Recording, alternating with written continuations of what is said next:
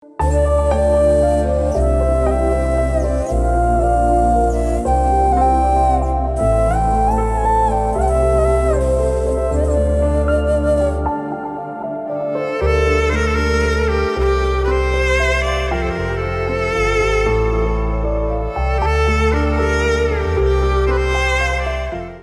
వందనాలండి. ముఖ్యంగా మరి మీ అందరికీ నూతన సంవత్సర శుభాకాంక్షలు తెలియజేస్తున్నాము. మరి అందరూ బాగున్నారని దేవుని కృపను బట్టి ముందుకు సాగాలని నూతన సంవత్సరంలో మరి ముందుకు వెళదాం. దేవుళ్ళు ఇంకానూ బలంగా ముందుకు వెళ్ళాలని ఆశ కలిగి దేవునిలో కలుద్దాం. అయితే మరి ఈరోజు వాక్య ధ్యానం మొదటి రాజుల గ్రంథము 16వ అధ్యాయము 29వ వచనం దగ్గర నుంచి కొన్ని వచనాలు మనం ధ్యానం చేద్దాం. యూదా రాజైన ఆసా ఏలుబడిలో 38వ సంవత్సరమున ఓమ్రీ కుమారుడైన ఆహాబు ఇజ్రాయేలు వారికి రాజై ప్రోమోన్లో ఇజ్రాయేలు వారు 22 సంవత్సరములు ఏలెను. ఓమ్రీ కుమారుడైన ఆహాబు తన పూర్వీకులందరినీ మించినంతగా యెహోవా దృష్టికి చెడుతనము చేసెను. నాదాబు కుమారుడైన యెరోబాము జరిగించిన పాపక్రియలను అనుసరించి నడుచుకునుట స్వల్ప సంగతి అనుకుని అతడు సీదోనీయులకును రాజైన ఎద్దాయిలు కుమారుడైన యెజ్బేలును వివాహం చేసుకుని బయలుదేవతను పూజించుచు వారి మొక్కుచుండెను. షోమ్రోనులో తాను బయలునకు కట్టించిన మందిరమునందు బయలునకు ఒక బలిపీఠము కట్టించెను. మొదటి రాజుల గ్రంథము 16వ అధ్యాయము 29వ వచనం దగ్గర నుంచి ఇంచుమించు 33 వచనాలు. ఈ వచనాలు కొంచెం జాగ్రత్తగా చదవగలగాలి. ఏంటి అంటే గనక ఇక్కడ మనకి ఒక చరిత్ర కనిపిస్తుంది. ఆ చరిత్రలో ఒక రాజు కనిపిస్తున్నాడు. ఆ రాజు ఏ క్రియలు చేసి పాపక్రియలు చేసి తన జీవితంలోకి పతనాన్ని తెచ్చుకున్న ఆ యొక్క అంశం మనకి కనిపిస్తూ ఉంది. అయితే ఈ రాజు ఎవరు అంటే కనుక ఈ రాజు ఎవరు మనకు తెలియాలంటే మొదట అసలు రాజు ఏలుబడి ఎక్కడి నుంచి మొదలైందో మనకు తెలియాలి. అయితే రాజు ఏలుబడి ఎక్కడి నుంచి మొదలైంది అంటే కనుక పాత నిబంధన గ్రంథంలో మనకి ఇజ్రాయేలీల మొట్టమొదటి రాజు ఎవరు అంటే కనుక ఎవరైనా చెప్తారు, ఎవరు? సౌలు గారు. అవునా? ఆ సౌలు గారి కంటే మరి ముందు రాజు లేరండి అంటే కనుక లేరని చెప్పాలి. ఎందుకని అంటే కనుక మోషే న్యాయాధిపతిగా ఉన్నాడు, రాజుగా లేడు. వాళ్ళకి న్యాయాధిపతిగా మోషే ఉన్నాడు. ఎన్ని సంవత్సరాలు ఉన్నాడు? 18 సంవత్సరాలు ఉన్నట్టుగా చరిత్ర తెలియజేస్తుంది. అయితే తర్వాత సౌలును అభిషేకించారు. ఎవరు అభిషేకించారు? సమూయేలు. అభిషేకించిన తర్వాత ఆయన 40 సంవత్సరాలు పరిపాలన చేసినట్లుగా మనకు చరిత్ర తెలియజేస్తుంది. మరి సౌలు తర్వాత ఎవరు ఆ రాజుగా ఉన్నారు అంటే కనుక దావీదు మహారాజు. ఈయన మనకి స్వపరిచితమే. తెలుసా? తెలియని వాళ్ళు ఎవరైనా ఉన్నారా దావీదు మహారాజు గురించి? బైబిల్ చదువుతున్న ప్రతి ఒక్కరికి కూడా దావీదు మహారాజు స్వపరిచితమే. ఈ దావీదు మహారాజు 65 సంవత్సరములు ఇజ్రాయేల్ని పరిపాలించినట్లుగా ఉంటుంది. అంటే ఇజ్రాయేల్ ప్రజల్ని నడిపించినట్లుగా మనకి చరిత్ర తెలియజేస్తుంది. అయితే దావీదు తర్వాత మరి ఎవరు రాజయ్యారు? సొలొమోను. అవును, ఆయన కుమారుడైన సొలొమోను రాజయ్యాడు. అయితే దావీదు తర్వాత సొలొమోను గారు రాజయ్యారు. సొలొమోను గారు రాజు అయిన తర్వాత చిన్న వయసులోనే ఆయన రాజు అయినట్లుగా చరిత్ర తెలియజేస్తుంది. చిన్న వయసులో రాజు అవ్వడం ఏంటండి? మీరు ఏమన్నా చూసి వచ్చారండి అంటే కనుక ప్రతి ఒక్కటి కూడా చరిత్ర పూర్వపరాలు మనకి తెలియజేస్తూ ఉంటుంది. ఎందుకు చిన్న వయసులోనే రాజు అని అన్నారు అంటే కనుక ఇప్పుడు మనలో యవ్వనంలో ప్రవేశపెట్టిన బిడ్డ ఏ సంవత్సరం నుంచి ఏ సంవత్సరం అంటే కనుక 13 సంవత్సరాల దగ్గర నుంచి ఇంచుమించు 25 సంవత్సరాలు లేకపోతే 18 సంవత్సరాల లోపు వరకు కూడా వాళ్ళు ఎవరు యవనస్తులు లెక్కలోకే వస్తారు. కానీ ఆనాటి కాల ప్రకారం ఏంటి అంటే కనుక 40 సంవత్సరాలు దాటిన తర్వాతే వాళ్ళు యవ్వన ప్రాయంలోకి అడుగుపెట్టారు అని తెలియజేస్తూ ఉంది చరిత్ర. అయితే అంటే 40 సంవత్సరాల లోపు వాళ్ళు రాజు అయితే ఎవరితో లెక్క? చిన్నపిల్లలతో సమానం. అవునా? అంటే 13 సంవత్సరాల లోపు బాలుడు ఎలాగో అప్పుడు 40 సంవత్సరాల లోపు వాళ్ళు కూడా బాలుడిలోకే వస్తారనమాట. అందువల్లే సమూయేలు చిన్న వయసులోనే రాజు అయ్యాడు అని చరిత్ర తెలియజేస్తుంది. దావీదు కుమారుడైన సొలొమోను రాజు అవుతారు. మరి సొలొమోను రాజు అయిన తర్వాత ఇక్కడ ఆయన రాజయ్యాడు, చిన్న వయసులోనే రాజయ్యాడు అనుకుంటున్నాం మనం. చిన్న వయసులోనే రాజయ్యాడు అన్న తర్వాత మరి ఆ చిన్న వయసులో రాజు అయిన వారికి రాజ్య పరిపాలన తెలుస్తుందా? కొంచెం డౌట్గా ఉంటుంది. కానీ అద్భుత రీతిగా ఈ సొలొమోను దేవుని మీద ఆధారపడడం మొదలుపెట్టాడు. ఏ విధంగా దేవుని మీద ఆధారపడ్డాడు అంటే కనుక, ఈయన రాజు అవుతాడు. రాజు అయిన తర్వాత మరి ఆ రాజు పరిపాలన చేయాలంటే ముందుగా ఇతను ఏం కావాలని, దేవుని దగ్గర నుంచి ఏం కావాలని కోరుకున్నాడంటే కనుక, సండే స్కూల్ పిల్లల్ని అడిగినా కూడా చెప్తారు. ఏమని అడిగారంట దేవుణ్ణి? నీ జ్ఞానం నాకు దయచేయి అని. ఎవరు అడిగారంట? సొలొమోను దేవుని జ్ఞానం కొరకు దేవుణ్ణి, అంటే రాజ్య పరిపాలన చేయు నిమిత్తం నీ జ్ఞానమును నాకు దయచేయి. ఎందుకు ఆయన జ్ఞానాన్ని అడిగారు అంటే గనక, ఒకవేళ ధనాన్ని నా రాజ్యం ఈ ధనంతో నిండిపోవాలి, లేకపోతే ధన సమృద్ధి కలిగిన రాజ్యంగా ఈ రాజ్యం ఉండాలంటే కనుక దాన్ని సరిగ్గా ఖర్చు చేయడం తెలియదు అనుకోండి, ఆ రాజ్యం దేని ద్వారా నశించిపోతుంది? అదే ధనాన్ని బట్టి నశించిపోతుంది. లేదు, నేను గొప్పగా రూల్ చేయాలనుకుంటున్నాను, రాజ్యాధికారం చేయాలనుకుంటున్నాను అంటే కనుక, ఒకవేళ సరైన రాజ్యాధికారం చేయడం నిమిత్తం శత్రువుతో సరిగ్గా పోరాడలేకపోతే ఏమైపోతారు? అదే అధికారంతో విచ్ఛిన్నమైపోయే పరిస్థితులు ఉన్నాయి. సో ఏదైతే తను కావాలనుకున్నాడో అది సరిగ్గా ఉపయోగించలేకపోతే కనుక దాని ద్వారానే తన రాజ్యం నశించిపోయే పరిస్థితిలో ఉంది. కానీ ఇక్కడ ఆ రెండింటిని మేనేజ్ చేయగలగాలి అంటే మొదట ఈయన ఏం కలిగి ఉండాలని గ్రహించగలిగాడు? ఆయన జ్ఞానం కావాలని గ్రహించగలిగాడు. అయితే దేవుడు జ్ఞానంతో పాటు సర్వ సమృద్ధిని, సర్వ సంపదలు నీకు నేను దయచేస్తున్నాను అన్నాడు. అయితే ఇక్కడ సొలొమోనుకి దేవుడు సర్వ సంపదలు దయచేశాడు. ఈ సర్వ సంపదలు దయచేసిన తర్వాత ఈయన అదే జ్ఞానంతో ఈయన పరిపాలన చేస్తూ ఉన్నాడు.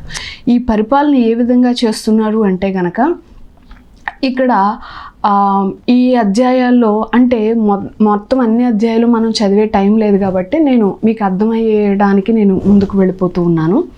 అయితే ఈయన రాజు అవుతాడు. రాజు అయిన తర్వాత ఆయన జ్ఞానాన్ని బట్టి రాజ్య పరిపాలన ఏ విధంగా చేశారు అన్నది కూడా మనకి తెలియజేయడం జరుగుతుంది. ఎలా తెలియజేయబడుతుంది అక్కడ అంటే, ఇద్దరు వేశ్యలు నా కుమారుడు అంటూ అక్కడికి వచ్చినప్పుడు, నా కుమారుడు చనిపోయాడు, ఈ బతుకున్న కుమారుడే నా కుమారుడు అని చెప్పి అక్కడ ఇద్దరు వేశ్యలు అని చెప్పి అక్కడ రాయబడుతూ ఉంటుంది.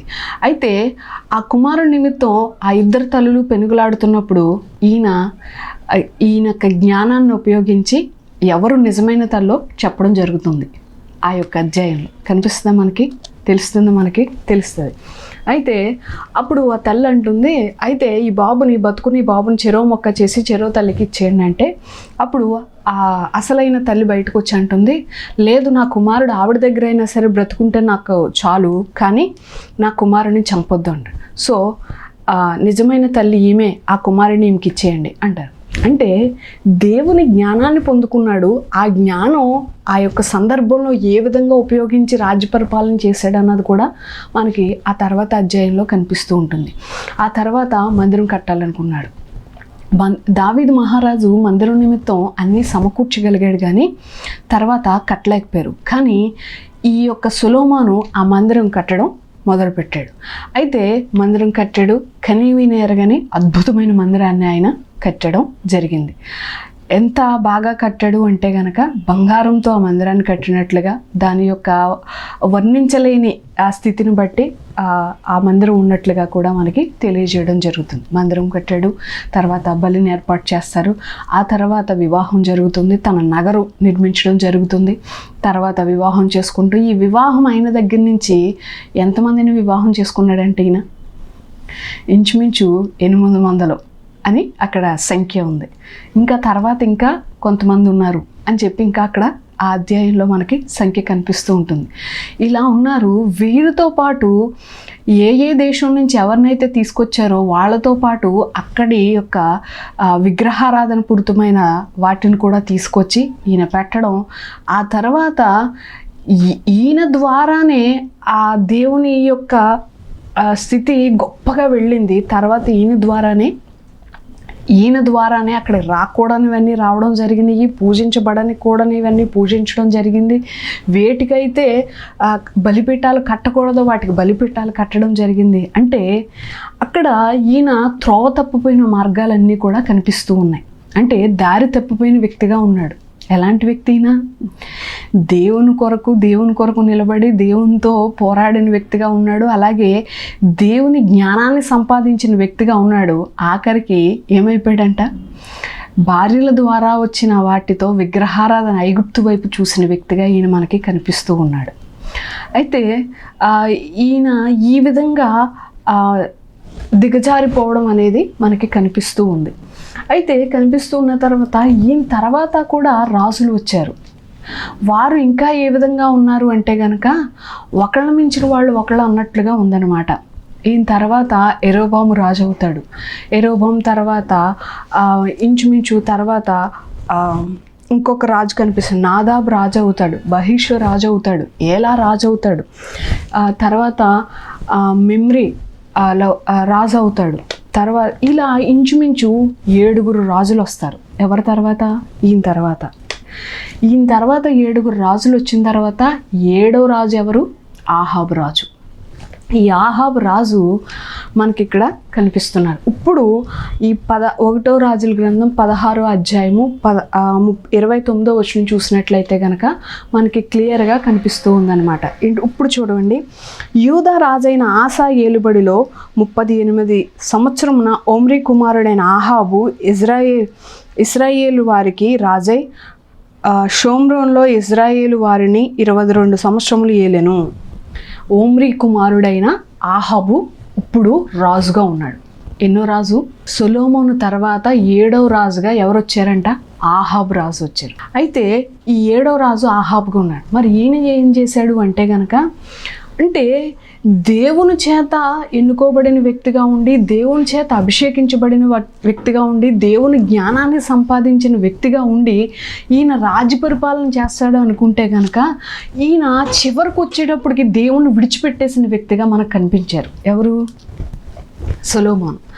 కానీ వీళ్ళు ఇంకా ఈ యెరోబాము లేకపోతే యాలా లేకపోతే బహీష ఈ మిగతా రాజులు వచ్చేటప్పటికి అంటే వీళ్ళ పాపక్రియలు ఇంకాను మితిమీరిపోయినాయి అనమాట.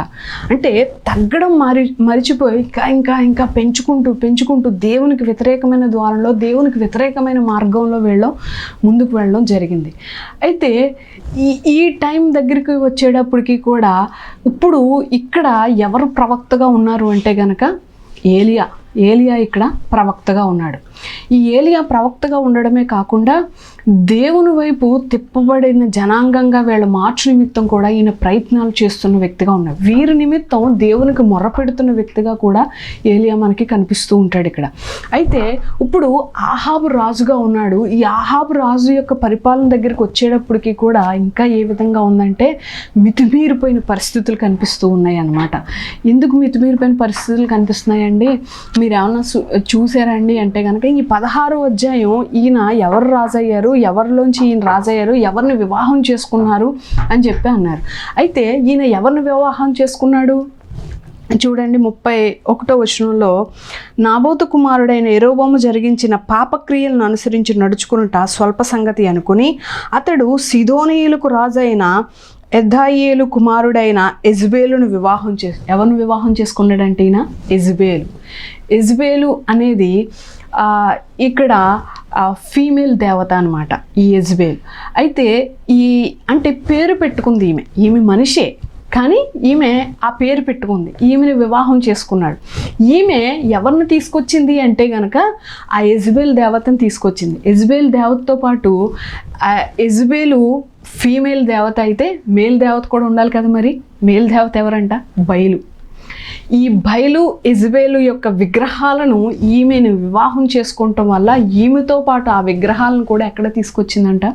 యెరూషలేములోకి, దేవుని స్థానంలోకి, దేవుని ప్రతిష్ఠించాల్సిన ప్లేస్లోకి ఈ విగ్రహాలను తీసుకొచ్చినండి. ఈ విగ్రహాలను తీసుకురావడమే కాకుండా 17వ వచనంలో మనకు కనిపిస్తుంది చూడండి, ఈ 16వ వచనంలోనే పూర్తిగా అయిన తర్వాత ఈ 32, 33, 34 వచనాల్లో మనం చూసుకున్నట్లయితే కనుక ఈమె వివాహం జరిగిన తర్వాత ఈమెతో పాటు ఆ దేవతలు తీసుకొచ్చిన తర్వాత వాళ్ళతో పాటు 400 ప్రవక్తలు, బయలు ప్రవక్తలను, 400 మంది ప్రవక్తలను, యెజబెల్ ప్రవక్తలను, ఇంచుమించు 800 మంది ప్రవక్తలను, అంటే ఈ బయలు నిమిత్తం రావాల్సిన ఆ పూజా విధానం నిమిత్తం ఎవరిని కూడా తీసుకొచ్చిందంటే ఈమె 800 మందిని తీసుకొచ్చింది.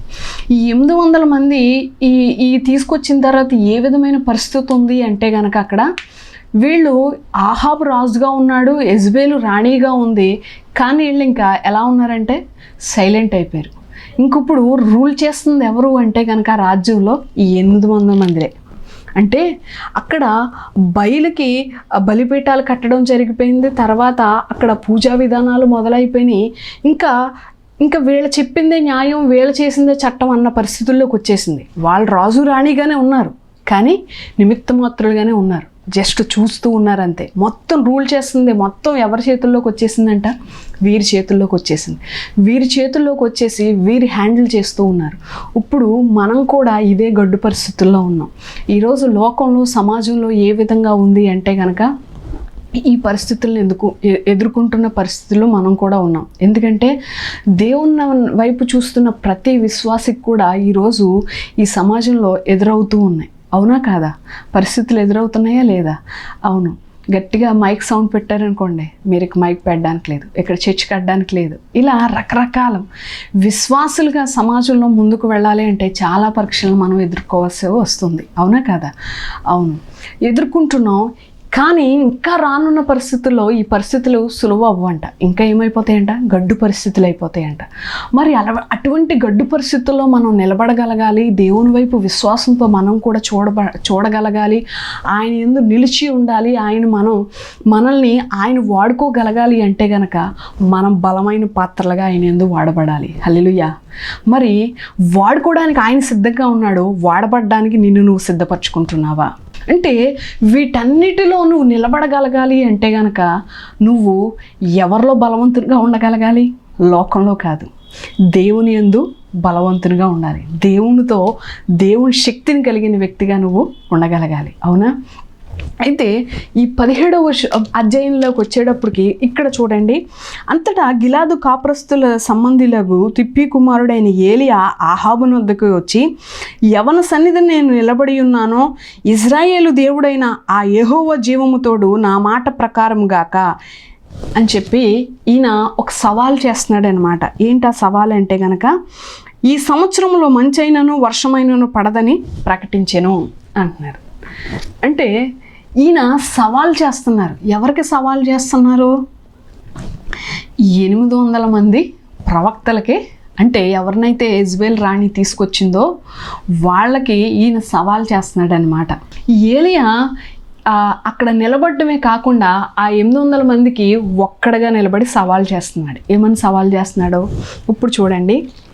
అంతటా గిలాదు కాపురస్తుల సంబంధయ్యగు తిబ్ధ కుమారుడైన ఏలియా ఆహాబు వద్దకు వచ్చి, ఎవరి సన్నిధి నేను నిలబడి ఉన్నానో, ఇజ్రాయేలు దేవుడైన ఆ జీవము తోడు, ఆ యెహోవా జీవము తోడు.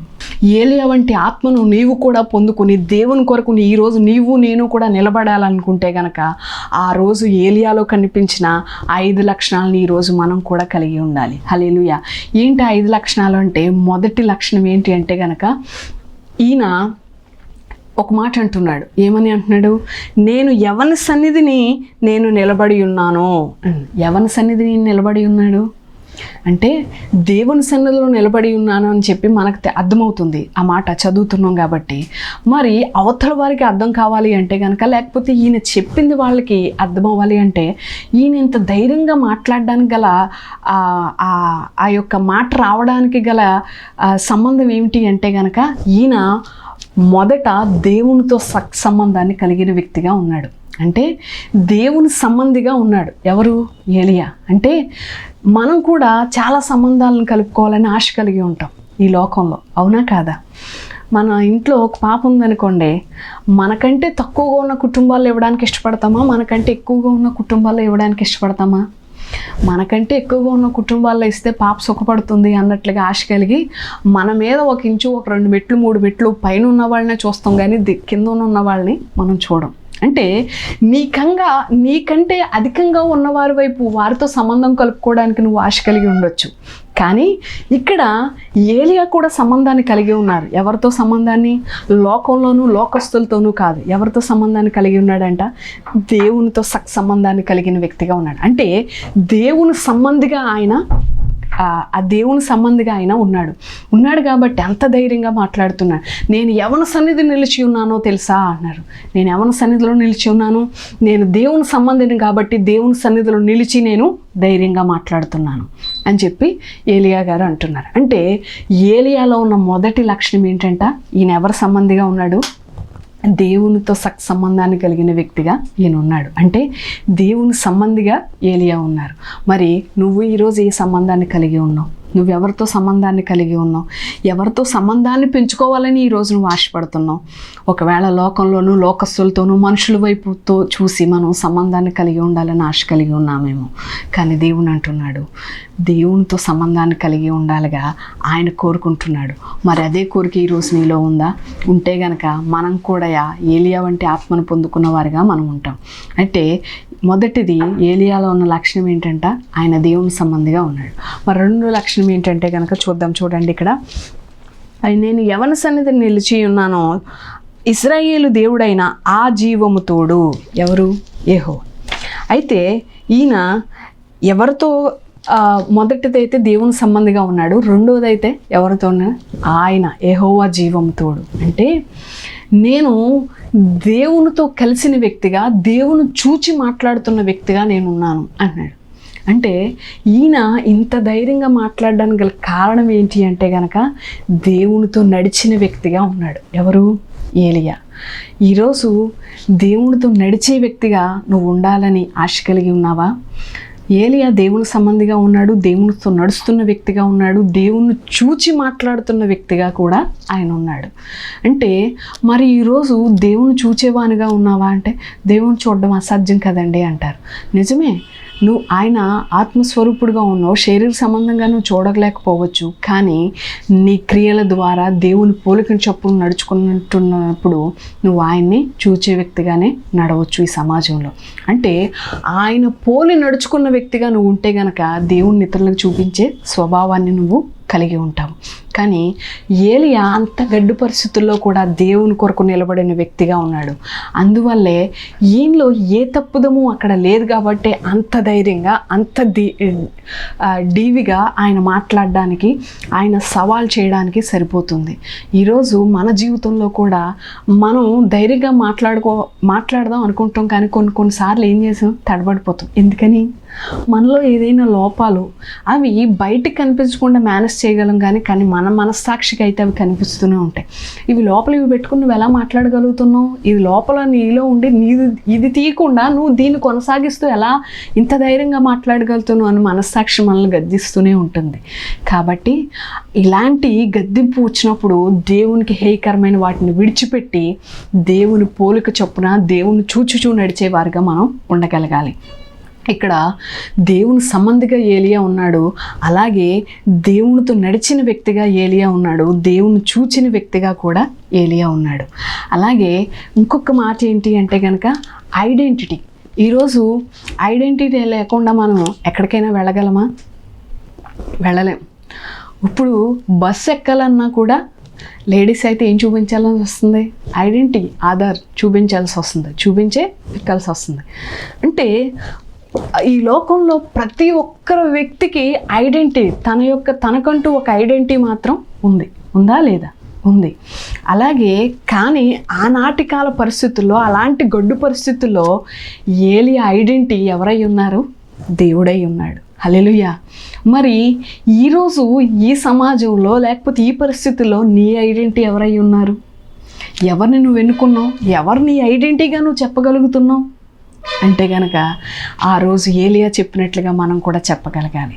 నీ ఐడెంటిటీ ఏంటి అని దేవుడు ఒకవేళ నిన్ను అడిగితే, నా ఐడెంటిటీ నువ్వే ప్రభువా, నిన్ను చూసే నడుస్తున్నాను, నిన్ను బట్టే నడుస్తున్నాను, నిన్ను బట్టే మాట్లాడుతున్నాను, నీవే నా ధైర్యం అని చెప్పి ఈ మాట మనం చెప్పగలగాలి.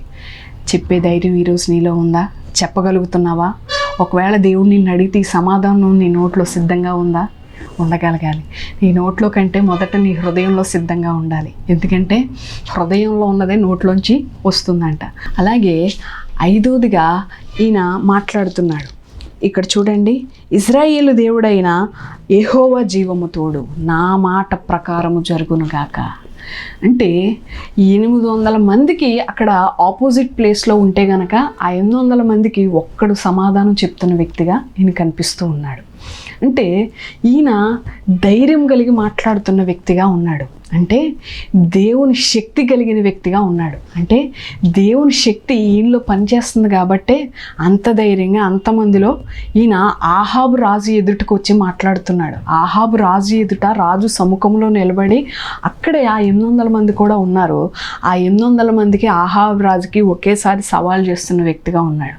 అక్కడ మాట్లాడే పరిస్థితి కాదు, మాట్లాడితే తిరుగుబాటు, లేకపోతే మాట్లాడితే తన ప్రాణం పోయే పరిస్థితి. అయినప్పటికీ కూడా ఈయన ఎవరిని బట్టి అడుగు వేశాడు అంట? దేవుని బట్టి అడుగు వేసిన వ్యక్తిగా ఉన్నాడు. దేవుని బట్టి అడుగు వేయడమే కాకుండా దేవుని బట్టి నిలబడిన వ్యక్తిగా ఉన్నాడు. అంటే ఏలియాలో ఈ 5 లక్షణాలు ఉన్నాయి కాబట్టే అంతమంది ఎదుట, అంత గొప్ప సమూహం ఎదుట కూడా అంత ధైర్యంగా మాట్లాడగలుగుతున్నారు. ఈయన ధైర్యం ఏంటి అంటే కనుక, ఒకవేళ ఏలియా గారిని ఎవరిని చూసుకునండి ఇంత ధైర్యంగా మీరు మాట్లాడగలిగారు అంటే కనుక, నా వెనకాల ఉన్న నా దేవుని బట్టే నేను మాట్లాడగలిగానని ఏలియా గారు చెప్తారేమో. ఒకవేళ ఈరోజు ఇదే సమాజంలో ఇలాంటి గడ్డు పరిస్థితుల్లోనే మనం కూడా బ్రతుకుతున్నాం. మరి ఒకవేళ ఇదే సవాలు మనం చేయగలిగితే చేయడానికి సిద్ధంగా ఉన్నామా? 12 మంది ఉన్నారు. 12 మంది శిష్యులు వాళ్ళు ఏమయ్యారు? ఎవరైనా సహజమనం పొందిన వ్యక్తులు ఉన్నారా? లేరు. దేవుని కొరకు హతసాక్షులైపోయిన వారుగా ఉన్నారు వాళ్ళు. ఎందువల్ల అంటే వారు నమ్మింది, అంటే వారు నమ్మిన విశ్వాసాన్ని చేతపట్టుకుని ఆ శ్రమల్లో ఉన్నవారు నడవడం జరిగింది. ఈరోజు ఒకవేళ అంత భయంకరమైన శ్రమలు ముందు వస్తాయో రావో కూడా మనం చెప్పలేం. కానీ ఏది వచ్చినప్పటికీ మనల్ని మనం సిద్ధపాటులోకి నడిపించుకున్న వారిగా మనం ఉండగలగాలి. ఏలియా అటువంటి ఆత్మను కలిగి ఉన్నాడు కాబట్టి అంత ధైర్యంగా మాట్లాడగలిగాడు. ఏలియాను వాడుకోవడానికి ఏలియాలో దేవునికి కనిపించినవి ఏంటంట? ఈ 5 లక్షణాలు కనిపించినాయి. ఒకవేళ ఈరోజు నిన్ను నన్ను దేవుడు వాడుకోవడానికి సిద్ధంగా ఉన్నాడు. మరి ఇదే సిద్ధపాటులో నీవు నేను నడిస్తే కనుక ఈ 5 లక్షణాలు నీ జీవితంలో నా జీవితంలో కూడా మనకి ఎవరికి కనిపించాలి? దేవునికి కనిపించగలగాలి. ఈ నూతన సంవత్సరంలో, గడిచిన సంవత్సరంలో మనం ఎంతవరకు దేవుని కృపను బట్టి నడవగలిగాం. మరి ఈ నూతన సంవత్సరంలో ఇంకా బలంగా ముందుకు సాగాలి అంటే కనుక మునుపుంటే భక్తి కంటే ఇంకా బలంగా దేవుని యందు భయభక్తులు కలిగిన వ్యక్తులుగా ఉండగలగాలి. మనము మన బిడ్డలతో, మన కుటుంబంతో కలిసి దేవుణ్ణి ఐక్యతతో దేవుణ్ణి ఆరాధించే అటువంటి భాగ్యాన్ని మనం పొందుకోగలగాలి. అంటే ఇంకా బలంగా దేవునిలో మనం ముందుకు సాగాలి. ఏ పరిస్థితులైనా సరే, ఎలాంటి పరిస్థితులైనా సరే వచ్చినప్పటికీ కూడా మన విశ్వాసం సడల్ని ఒక దేవుని వైపు చూచి నడిచే అట్టి కృపను మనం పొందుకోగలగాలి. ఆ యొక్క నడిపింపు విధానం ఏలియా దగ్గర ఉంది. ఏలియా దేవుడు నడిపించిన విధానాన్ని బట్టి ఏలియా అంత ధైర్యంగా నిలబడగలిగాడు. ఈరోజు నీవు నిలబడితే నడిపించడానికి దేవుడు సిద్ధంగా ఉన్నాడు. మరి నిలబడడానికి నీవు, నీ కుటుంబం, నీ బిడ్డలతో సహా సిద్ధంగా ఉన్నారా? దేవుడి మాటలు మన విడుకల్లో దీవించునుగాక. మనం విన్న వాక్యాన్ని బట్టి ప్రార్థన చేసుకుందాం. పరిశుద్ధుడు అయిన దేవా, నీకు వందనాలు, స్తుతులు, స్తోత్రాలు చెల్లిస్తున్నాము తండ్రి. ప్రభా యేసయ్య, ఏలియాను మా ముందుంచి తండ్రి ప్రభా యేసయ్య, అవును తండ్రి ప్రభా, ఆహాబు రాజు ఎదుట తండ్రి ప్రభా ఏలియా నిలబడి తండ్రి ప్రభా, నేను ఎవరి సన్నిధిని నిలిచి ఉన్నానో యెహోవా జీవం తోడు అని చెప్పి సవాల్ చేస్తున్న వ్యక్తిగా మనకు కనిపిస్తున్నాడు తండ్రి ప్రభా యేసయ్య. అవును ప్రభా, బిడ్డను నువ్వు నిలబెట్టుకున్నావు తండ్రి ప్రభా యేసయ్య.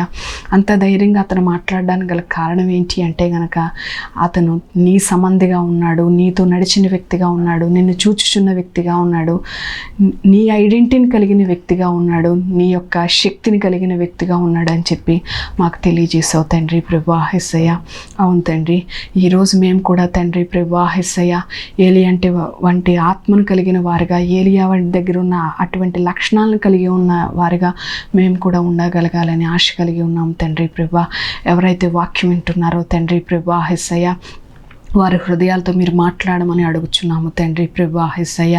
అవును తండ్రి, మేము కూడా తండ్రి ఈ సమాజంలో గడ్డు పరిస్థితులను ఎదుర్కొంటున్న ఈ సమయంలో తండ్రి ప్రభా, నిన్ను బట్టి ధైర్యం కలిగిన వారుగా మా విశ్వాసాన్ని, మా యొక్క భయభక్తుల్ని, నీ యందు భయభక్తుల్ని చేతపట్టుకుని తండ్రి నీ వైపు చూచి నడిచే అట్టి కృపను, అట్టి భాగ్యమును మాకు వింటున్న బిడ్డలకి దయచేయమని యేసు నామమున నడుచున్నాం తండ్రి. ఆమేన్. వందనాలు.